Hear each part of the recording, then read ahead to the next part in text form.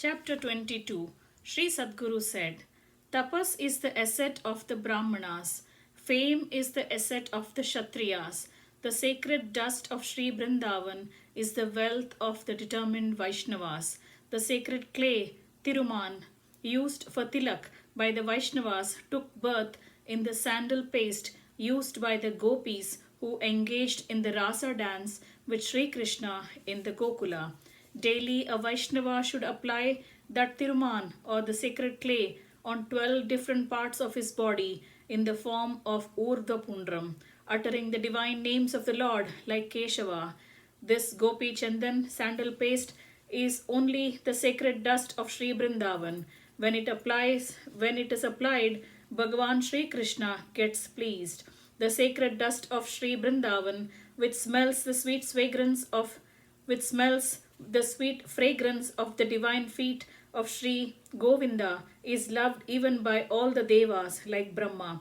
Even bhaktas like Uddhava, who attach least importance to the entire world and consider it as insignificant as a blade of grass, like to bear the sacred dust of Sri Brindavan on their heads.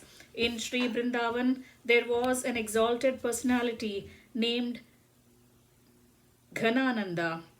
He was a determined devotee, keenly interested in Krishna Kirtan. He had unshakable vairagya. He used to wear a simple lion cloth and take a very simple food comprising of fruits and roots.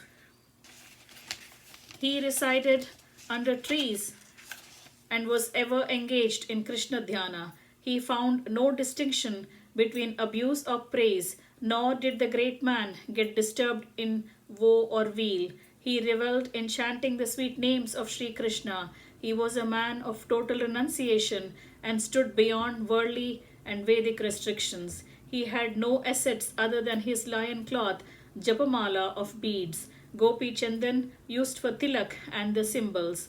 Once, some wicked Muslims entered into Brindavan and forcefully robbed the sadhus of their wealth. Threatened and beaten by the ruthless Muslims, all fled, leaving behind their homes, wives, and property. When the entire Brindavan was thus in the grip of despair, Ghanananda was standing under a tree. The leader of those Muslim robbers came to him and commanded him to hand over his wealth. Ghanananda gave him a handful of the sacred dust of Sri Brindavan and said with a smile, "This is my wealth, now take it." The Muslim got angry. He took out his knife with an idea of cutting off the hand of Ghanananda, sanctified by the sacred dust of Sri Brindavan he had.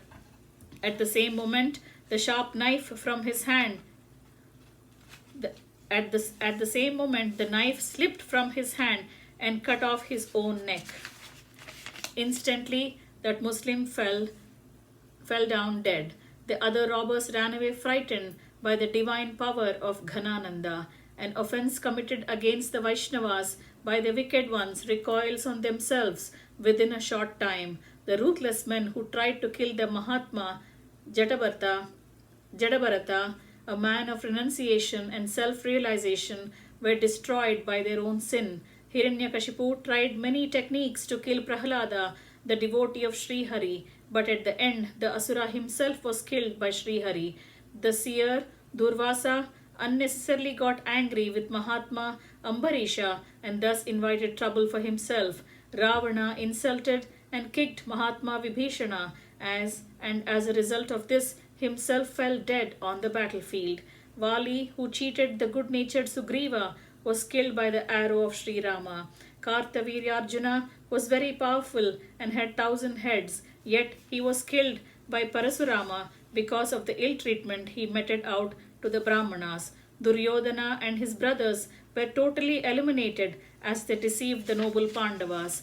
Kamsa unleashed atrocities on the sadhus, and hence the enraged Lord Sri Krishna destroyed him along with all his kith and kin.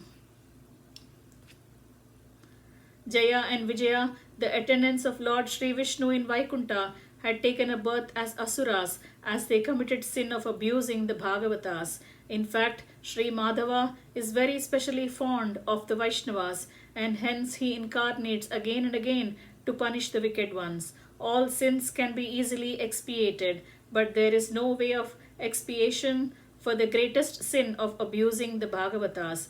Bhagavan Shri Vishnu tolerates thousands of sins committed against him by his bhaktas with or without their knowledge, but he never tolerates vilification of bhaktas by the wicked ones. For Sri Bhagavan holds his weapon of the holy disc in his hand only to protect his bhaktas. Thus ends chapter 22, entitled Ghanananda Charitam of Book 6 of Sri Vaishnava Samhita, composed by Shri Krishna Premi Swamigal.